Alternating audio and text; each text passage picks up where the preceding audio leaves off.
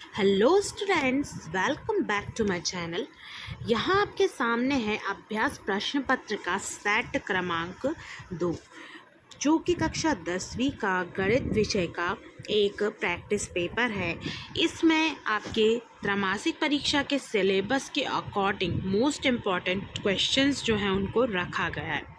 इस पार्ट में मैं सारे ऑब्जेक्टिव टाइप क्वेश्चंस को कवर करूंगी एंड नेक्स्ट पार्ट में मैं सारे क्वेश्चंस को कवर करूंगी। तो वीडियो में एंड तक बने रहिए। उसके साथ साथ वीडियो को लाइक और शेयर करना मत भूलिए। चैनल को सब्सक्राइब नहीं किया है तो चैनल को सब्सक्राइब कीजिए और साथ में इस पेपर और सॉल्यूशन का जो PDF है वो आपको डिस्क्रिप्शन बॉक्स से जाके डाउनलोड कर लेना है।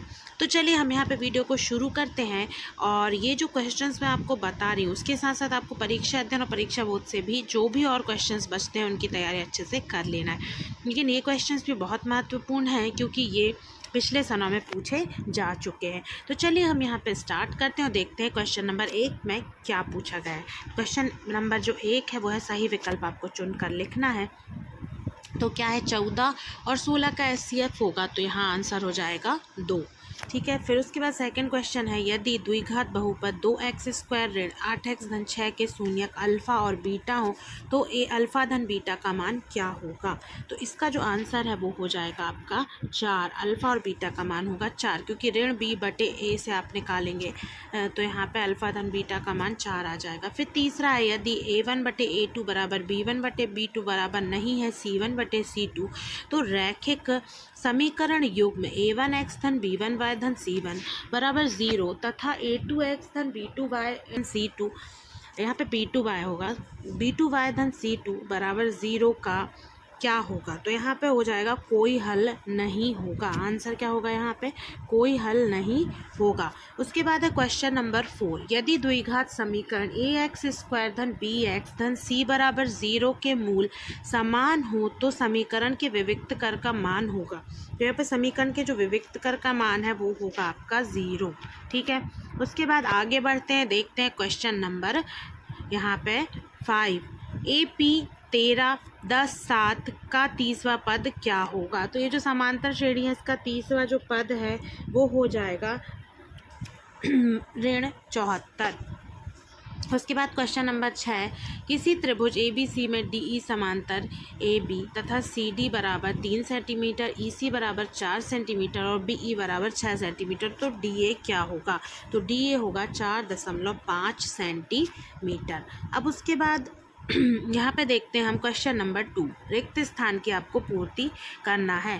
पहला क्या है, 4 करनी 3 एक खाली स्थान संख्या है तो ये इसका आंसर हो जाएगा अपरिमेय। यदि √3 मतलब रूट के अंदर कोई भी विषम संख्या है तो मोस्टली उसका अपरिमेय ही होता है। दूसरा है, द्विघात बहुपद में शून्यकों की अधिकतम संख्या कितनी होगी। तो इसका आंसर हो जाएगा 2। इसका आंसर होगा 2।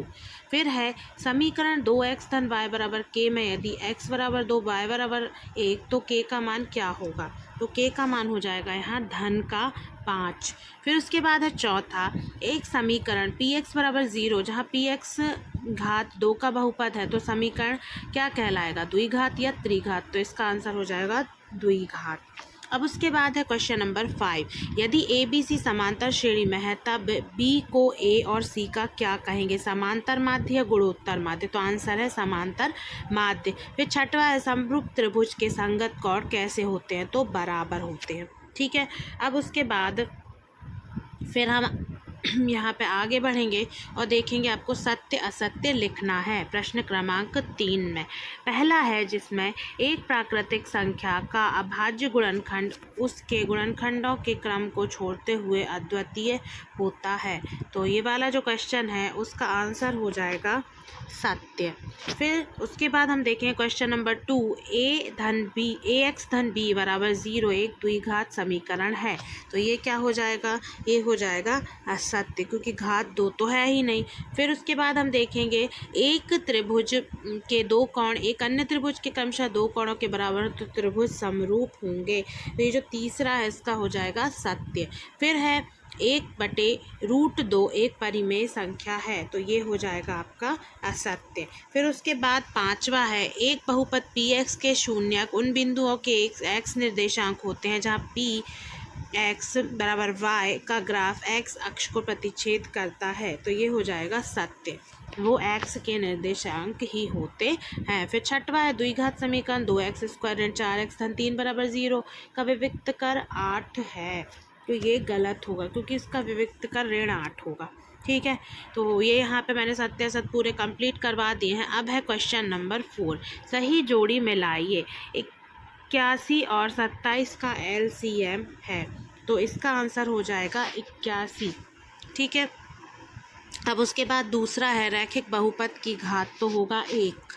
फिर है रैखिक यानी एक सरल रेखा में है ये बहुपद और इसकी घात कुछ भी नहीं है, सिंगल एक ही है। फिर x धन 2y धन 3 बराबर 0 में यदि x बराबर 0 तो y बराबर कितना होगा, तो y बराबर होगा ऋण 3/2। फिर है द्विघात समीकरण x² ऋण 1 के मूल क्या है, तो होंगे 1 और ऋण 1। फिर समांतर श्रेणी में n बहुपद तो an बराबर a plus n minus 1 into D, सभी वर्ग होते हैं तो समरूप। ठीक है, तो ये हो गई आपकी सही जोड़ी खत्म।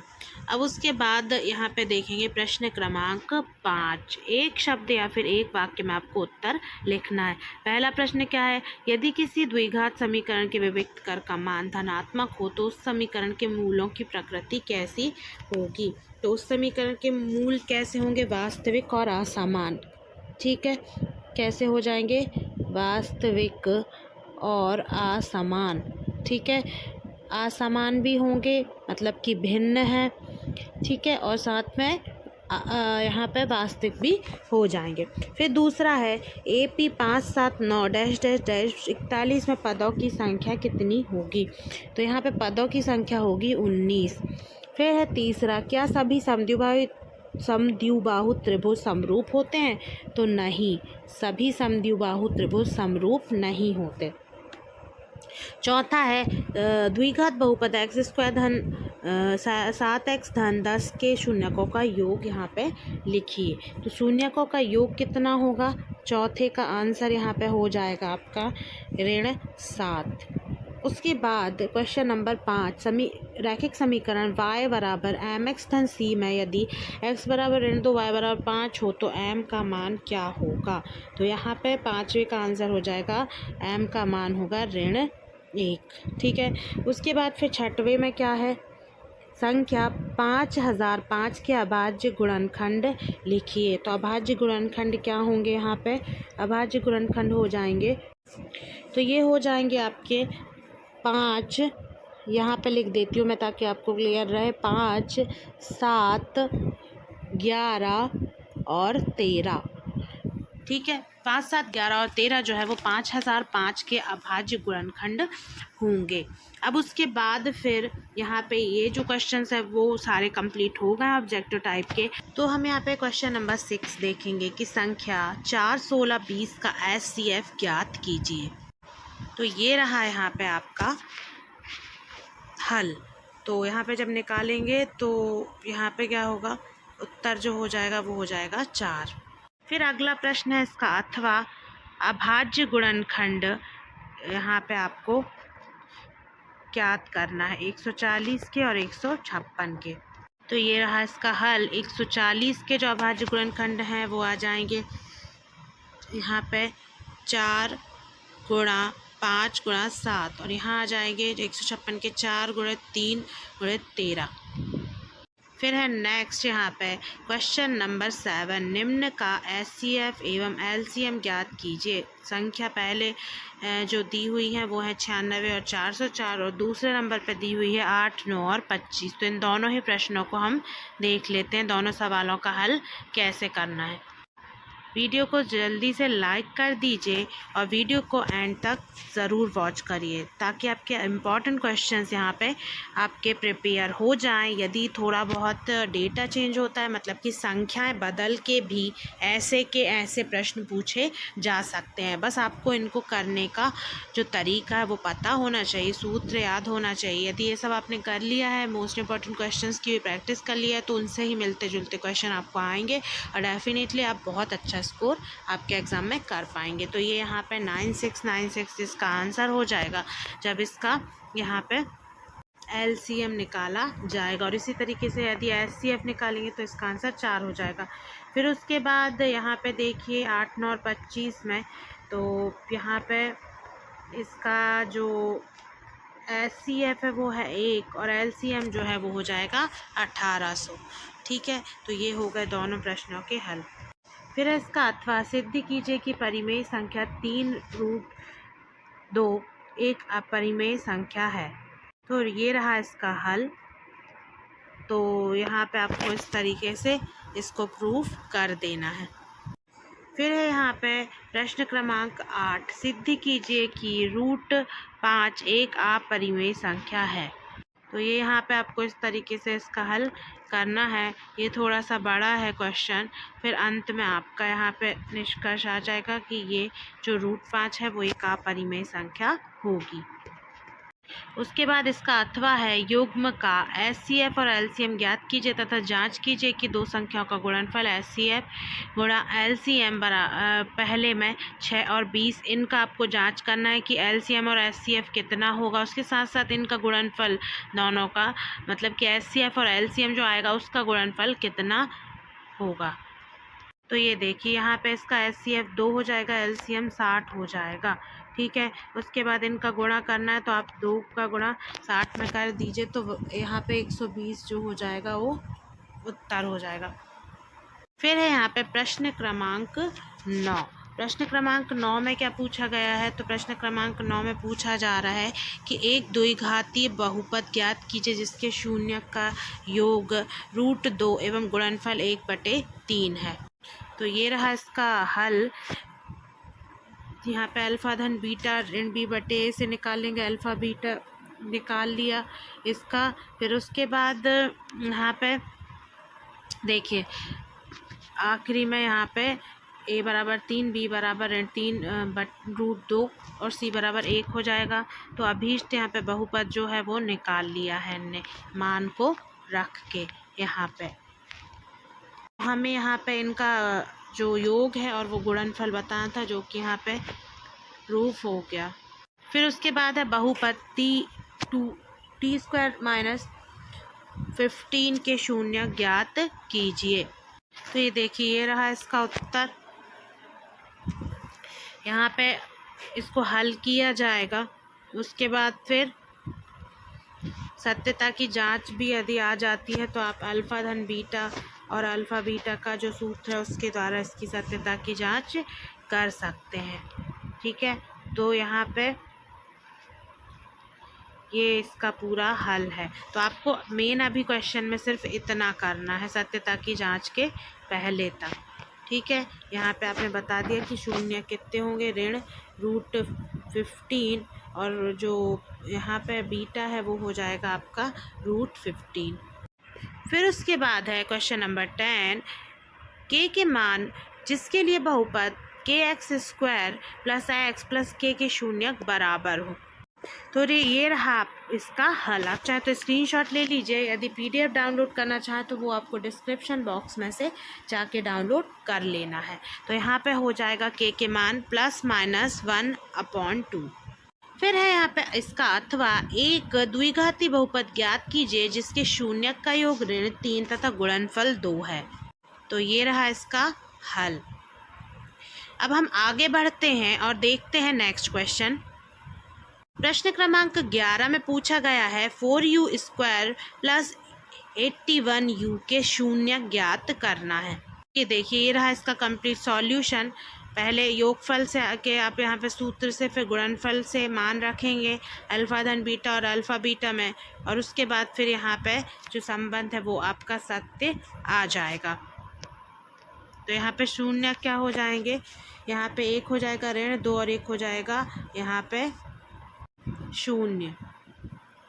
फिर उसके बाद इसका अथवा है बहुपद y बराबर px। एक का ग्राफ नीचे आकृति में दिया गया है। px के शून्य की संख्या यहाँ पे आपको ज्ञात करना है।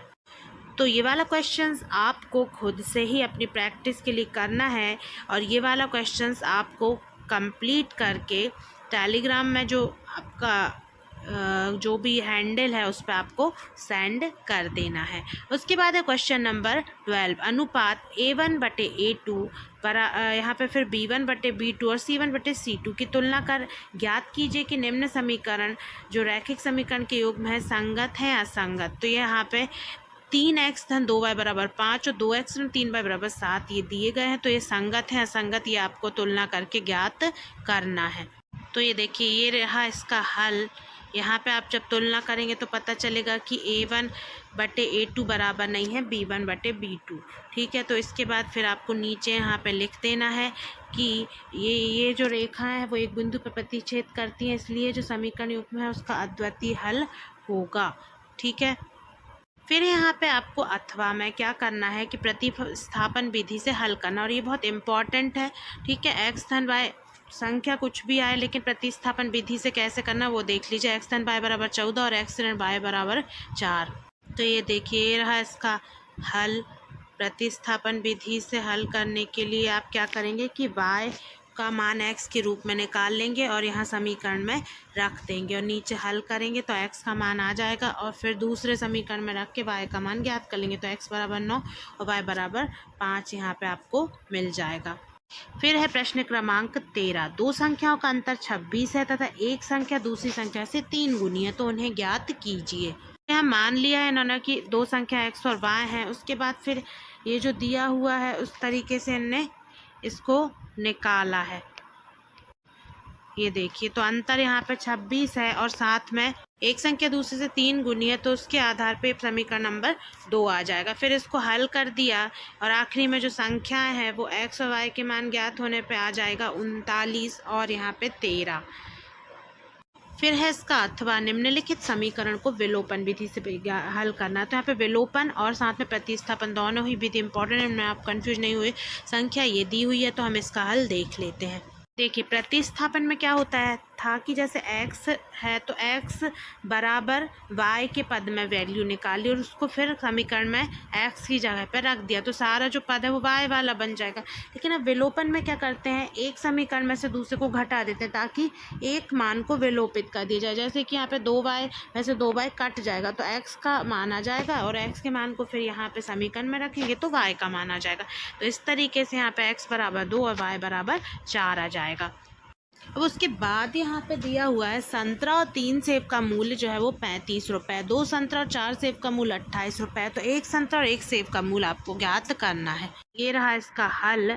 आपको मान लेना है कि एक संतरे का मूल्य x है और एक सेब का मूल्य y है। उसके बाद शर्त के अनुसार जैसे यहाँ पे दिया हुआ है कि 3 सेब का और 5 संतरे का मूल्य कितना है 35, इस तरीके से 2 संतरे और 4 सेब का मूल्य 28 है, यहाँ 5 संतरे हैं। ठीक है ना, फिर उसके बाद इसको हल कर देना है आपको। तो इन्होंने विलोपन विधि का प्रयोग करके हल किया है और x का मान कितना निकाल लिया इन्होंने 4 और y का मान 5, तो इसलिए इन्होंने इसके आधार पर एक संतरे का मूल्य 4 रुपये और एक सेब का मूल्य 5 रुपये आ जाएगा।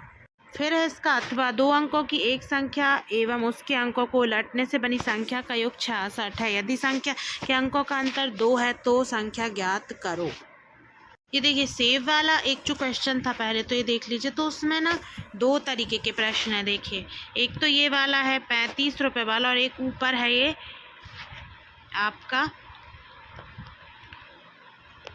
तो यहाँ पे जो भी मान दिया हो बस आपको एक तरीके से इसको ये समझ लेना है कि किस तरीके से आप x और y ही मानेंगे, और जो कुछ भी मान दिया है कि कितने संतरों और कितने सेव का मूल्य, तो उसमें जैसे कि 3 संतरे दिया तो इससे यहाँ पे 3x हो जाएगा, फिर 4 सेव तो 4y और इनका योग जितना दिया, तो इस तरीके से आपको यहाँ पे समीकरण बना लेना है। अलग भी कोई वैल्यू आती है तो अभी 2 अंक वाली संख्या वाला जो सवाल है वो आपको इस तरीके से करना है और उनको उलटने के बाद देखिए पहली शर्त के अनुसार अंकों को उलटने पर बनी संख्या निकाल लेना, दूसरी शर्त के अनुसार फिर यहाँ पे आपको इनका जो अंतर है वो 2 है, तो उस हिसाब से आप एक समीकरण बना लेंगे कि x ऋण y बराबर यहाँ पे 2 हो जाएगा। ठीक है, फिर उसके बाद इनको जोड़ने से आप हल कर लेंगे तो ये विलोपन विधि के द्वारा यहाँ पे आपका y विलोपित हो जाएगा और x का मान कितना आ जाएगा 4 आ जाएगा, और फिर उसके बाद यहाँ पे समीकरण किसी भी में आपको रख के y का मान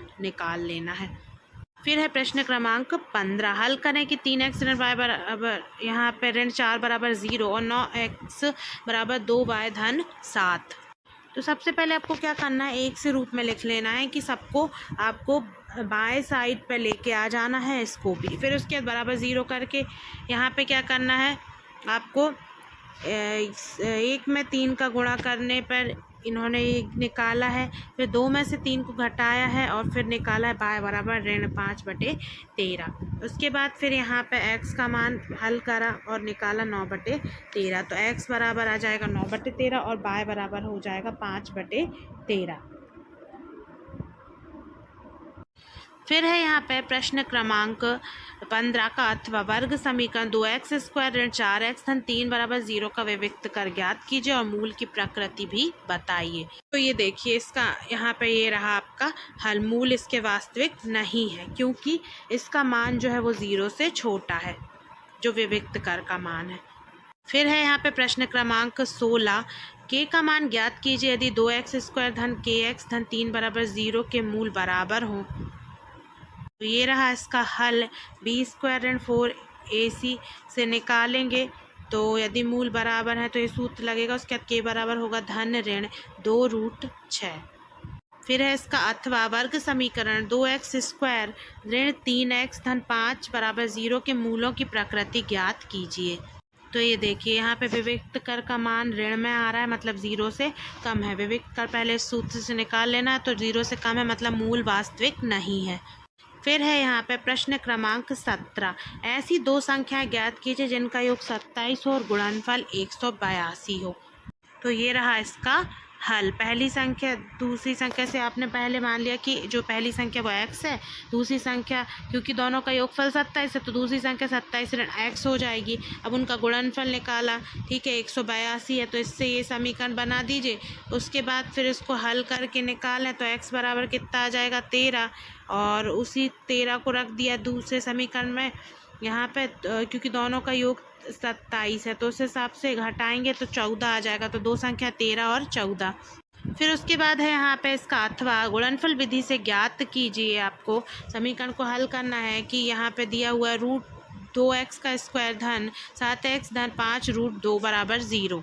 तो ये रहा इसका हल। आखिरी में ये आपका उत्तर आ जाएगा। x के यहाँ पे जो दो मान हैं वो निकल जाएंगे। फिर है प्रश्न क्रमांक 18, द्विघात समीकरण को गुणनखंड विधि से हल कीजिए। x² ऋण 3x ऋण 10 बराबर 0। तो ये देखिए गुणनखंड विधि से आपको हल कर लेना है। यहाँ पे आपको इनके गुणनखंड ऋण 3x को ऋण 5x धन 2x लिख के यहाँ पे गुणनखंड बनाएंगे तो x धन 2 और x ऋण 5 आएगा। आखिरी में मान x बराबर 2 और x बराबर 5 आ जाएगा। फिर है इसका अथवा दो संख्याएं ज्ञात कीजिए जिनका योग 17 और गुणनफल 72 हो। तो ये देखिए एक संख्या आपको x मान लेना है, फिर यहाँ पे योगफल जो है वो जितना दिया हुआ है उस हिसाब से आप निकाल लेंगे कि इनका योग 17 है तो इसलिए 17 ऋण x बराबर दूसरी संख्या हो जाएगी। फिर उसके बाद आखिरी में हल करके एक संख्या 9 और दूसरी संख्या 8 आ जाएगा उत्तर। फिर उसके बाद यहाँ पे हम आएंगे अथवा कंप्लीट करने के बाद प्रश्न क्रमांक 19, एक समांतर श्रेणी है 8 3 ऋण 2 डैश डैश की प्रथम 22 पदों का आपको यह योग ज्ञात करना है। उसके अथवा में भी समांतर श्रेणी का ही प्रश्न है कि 2 7 12 डैश डैश के 10 पदों का आपको योग ज्ञात करना है। तो इन दोनों प्रश्नों का उत्तर कैसे आपको निकालना है, हल कैसे करना है वो मैं आपको बता देती हूँ। ये देखिए ये रहा 19वें का हल। आपको इस सूत्र लगाना है और इसका हल निकाल देना है। उसके बाद जो दूसरा अथवा दिया हुआ है उसमें भी आपको इसी सूत्र का प्रयोग करके ये हल निकाल देना। बस यहाँ पे 10 आ जाएगा 10 पदों का, और ऊपर कितने पद ज्ञात करना है, ऊपर करना है 22 पद, ठीक है। फिर है यहाँ पे प्रश्न क्रमांक 20, समांतर श्रेणी 3 8 13 18 का कौन सा पद 78 है। ये थोड़ा सा डिफरेंट है, ठीक है, इसमें पदों का योग नहीं निकालना। तो आपको मान लेना है कि n पद 78, और इस पद को निकालने के लिए आपको ये वाला सूत्र लगाना है, मान रखना है, और आखिरी में आ जाएगा आपका उत्तर 16। तो मतलब 16वां पद जो है वो 78 होगा। फिर है इसका अथवा 8 की प्रथम 15 गुणजों को ज्ञात करना है। तो देखिए इसके लिए क्या करना है, 15 गुणजों के लिए आपको देखो 15, वैसे तो 8 का पहाड़ा पढ़ेंगे तो आपका निकल आएगा, लेकिन कितनी बार पढ़ेंगे, बहुत ज़्यादा अधिक पूछा है, 15 पूछे हैं, इसलिए आप इसको सूत्र में रख लेंगे। ठीक है, पूछा कितना है 15 पद, तो यहाँ पे 8 और डी यानी अंतर क्या हो जाएगा, 8 हो जाएगा 15, तो S15 के सूत्र से आप यहाँ पे 15 जो पद हैं उनको निकाल लेंगे। तो इनका योग पूछा है, इसलिए योग के लिए आपने सूत्र लगाया और इनको निकाले, क्योंकि आप पूरे 15 लिखते फिर जोड़ते तो वो बहुत लंबा हो जाता है, इसलिए सूत्र से आप इसको जल्दी से निकाल लेंगे और आंसर कितना आ जाएगा 960। फिर है प्रश्न क्रमांक 21, 3 अंकों वाली कितनी संख्या 7 से विभाजित है। तो ये देखिए यहाँ पे आपने शुरुआत में लिखा तो पहला पद 105 और अंतिम जो है वो आपने लिख लिया जो सारवंतर, इनके बीच में कितना होगा, 3 का अंतर होगा। ठीक है, फिर उसके बाद 994 लगभग यहाँ पे लास्ट में आएगा, तो उसके हिसाब से निकालेंगे मान, तो आपको मिल जाएगा कि 128 लगभग इसमें पद होंगे। फिर है इसका अथवा आकृति DE समांतर, आकृति में DE समांतर BC है तो EC का मान ज्ञात करना है। ठीक है, तो ये जो यहाँ पे DE है इसके समांतर BC है, तो आपको मान क्या ज्ञात करना है, EC का, ये वाला। तो ये देखिए पहले आप सूत्र में लगा देंगे थेल्स प्रमेय से, ये अनुपात, तो फिर अनुपात में रख देंगे मान और EC का मान 2 सेंटीमीटर आ जाएगा। प्रश्न क्रमांक 22 क्या है, 6 मीटर वाली एक ऊर्ध्वाधर स्तंभ की भूमि पर छाया की लंबाई 4 मीटर है, जबकि इस समय एक मीनार की छाया की लंबाई 28 मीटर है, तो मीनार की ऊंचाई ज्ञात कीजिए।